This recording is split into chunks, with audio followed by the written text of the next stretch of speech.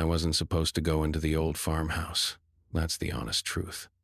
The place was half swallowed by trees and weeds, slouching into itself like it had been waiting to disappear for decades. My uncle bought the land at auction cheap, and while the fields were decent enough for planting, the house itself was a lost cause. He told me to stay out of it, said the floors weren't safe, that I'd fall through and break my neck. But curiosity is a loud thing when you're alone, and silence makes it echo. The first time I stepped inside, the air smelled like mold and dust and old iron. There were broken picture frames on the walls, still clinging by nails, faded wallpaper curling like dry bark. Sunlight came in thin through the boards over the windows, casting long, dusty beams across the floor. The kind of light that makes you feel like you're trespassing in someone's memory. Furniture sat like forgotten ghosts. A dresser with one missing drawer, a floral armchair torn down the middle, and a table in the corner with a teacup still resting on it, cracked clean in two. I found the journal upstairs. The floor creaked under my boots, and one board near the window dipped lower than the others. I pried it up, expecting rodents or maybe some old coins, but what I found was a notebook wrapped in waxy, yellowed paper, black and white cover, pages stiff but intact. It looked like a school composition book from some time before color photos were a thing. The first entry was dated June 3rd, 1948. Mama said I should write down what I see in the garden. 11 eggs this morning. That's the most yet. Daddy says I'm the best egg counter we've had. He says I'm getting real grown up now. It was charming. The handwriting was large and round, with uneven spacing. The kind of innocent scribble only kids produce, with E's that looked like backward threes and lowercase g's that drooped way too far below the line. The writer was probably around 9, maybe 10. Most entries were just little snapshots of farm life, naming chickens, splashing in the creek, watching lightning bugs from the back porch. But a few pages in, the tone changed. Mama went to help Daddy check the far field. That was yesterday morning. They haven't come back yet. I made a sandwich and locked all the doors before bed. I remembered like Mama told me. It's real quiet when they're not here. Even the birds sound like they're whispering. That entry was dated June 17th, 14 days after the first one. The next entry came the day after that. Still no Mama or Daddy. I tried to cook eggs, but the firewood's all wet. I made toast instead, but the bread has green stuff on it. I fed the rest to the hens. 7 eggs today. I'll save them. My stomach turned a little. I wasn't smiling anymore.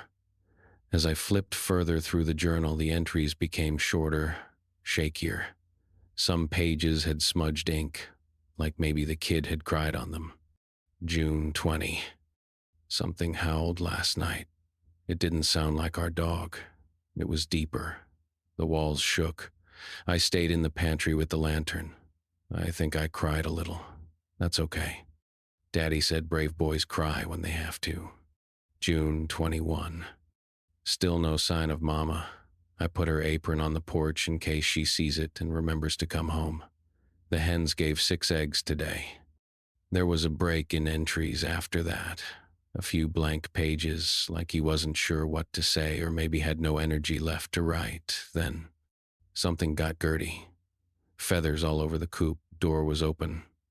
I know I latched it. I always latch it. Maybe she forgot how to hide. I kept going. It was like watching someone disappear piece by piece. The handwriting began to drift. Some entries were scrawled diagonally across the page. Others had whole sentences crossed out. There were even stick figure drawings, one of a tall man standing outside a window. The figure's head touched the top of the frame. Another entry. Something howled again. It sounded closer this time. I stayed under the bed. I don't think it saw me. The lantern went out while I was hiding.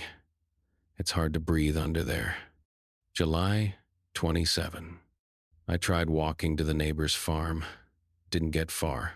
Something's wrong with the road. It curves now. It didn't used to. I came back when the sun moved too fast. I paused, went to the window. looked out across the field that bordered the house. There was no road left, just weeds and wild oats. I flipped to the final entries. July 30. The dog's gone. He barked and then stopped. I went outside and called for him, just his collar in the grass. No blood, just the collar. It was warm. August something. It comes closer now. I hear the stairs creak at night. Sometimes I see hands in the window.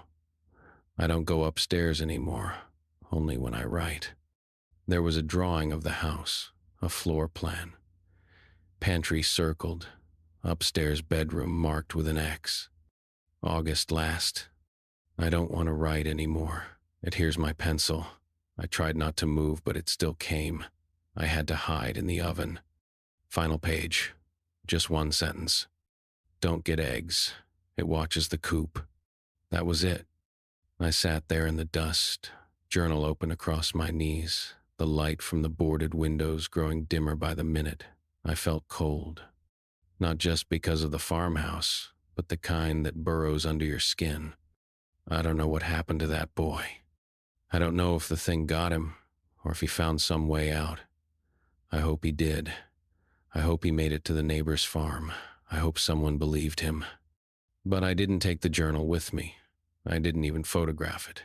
I closed it, slid it back into its hiding place under the warped floorboard, and walked out. I locked the door behind me, even though it wouldn't keep anything out anymore. That night, I couldn't sleep. I kept thinking about the journal, about the oven, about the eggs. I don't go back to that property anymore. My uncle's crew finally bulldozed the house last month. Said the foundation was soft, like something had been tunneling underneath. They never found the journal. They found bones in the tunnels, dozens of them, but none that could be matched to any known species. Every fragment had been crushed, shattered beyond recognition, like something had deliberately ground them down to erase what they once were.